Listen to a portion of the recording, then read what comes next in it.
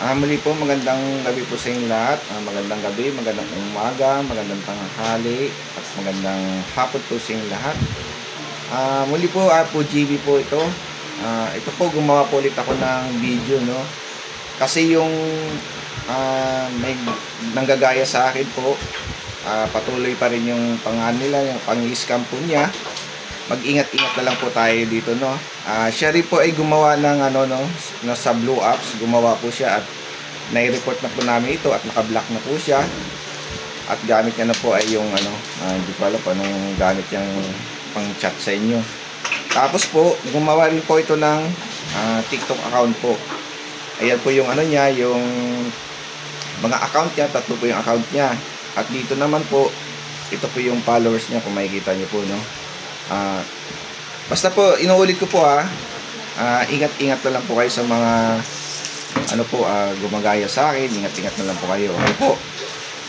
Inuulit ko po sa inyo din, pagkatapos ko pong mag-live tawas, never po akong nag-chat sa inyo, sa mga pasyente.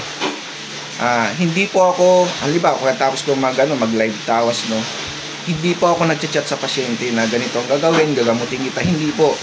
Never ko pong ginawa yun. Ang ginagawa po sa akin, pag may nag-chat sa akin pasyente, saka lang po ako nagre-reply.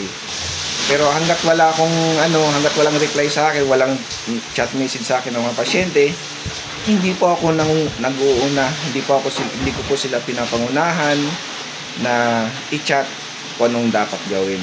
Kaya ganito po nanonood lang po yan siya sa mga live ko. Pagkatapos ng live ko, bigla po yan magchat-chat sa inyo. Inuulit ko po, pagkatapos ko po ng live, never po ako nagchat-chat sa mga pasyente. Kaya pag natapos po ako ng live sa TikTok ko, at pag may nagchat po sa inyo, hindi po ako yun. Okay po? Hindi po ako yun. At po, basta ingat lang po kayo. Ingat-ingat lang po kayo. Hanggat maaari po, paki-report na lang po ninyo ang taong ito. Ayan, tingnan nyo po yung tingnan nyo po yung mga account. Ayan po, tingnan nyo po. Pati po yung videos ko na mga upload ay dinownload niya at in-re-upload niya sa account niya para kunwari siya po yun. Okay po. Basta tandaan nyo po, luma ang account ko, wala akong bagong account. Iisa lang pong gamit kong account po, no? Ingat-ingat na lang po kayo sa scammer na ito. Paki-report na lang po. Tandaan nyo po pag may money involved po, hindi po ako yun. Never po akong nagpapabayad, never po akong humingi ng kung ano-ano sa pasyente. Okay po. Tapos tingnan nyo po yung mga followers. Sa followers po, tingnan nyo po. Okay po. Basta itong taong to, paki-report na po ninyo to itong tao na to. Okay po. Pakitingnan nyo po mabuti at maigi. Inuulit ko po, pagkatapos ko pong mag-live tawas, never po ako nag-chat sa mga pasyente. Kasi ang ginagawa po nito, nanonood sa live tawas ko, tapos aabangan niya po pagtapos ng live tawas, i-chat niya po yung mga pasyente. Inuulit ko po, never po ako nag-chat sa pasyente hindi po ako nag-chat sa pasyente. Pagkatapos ng live tawas ko, never po akong mag-chat sa kanila.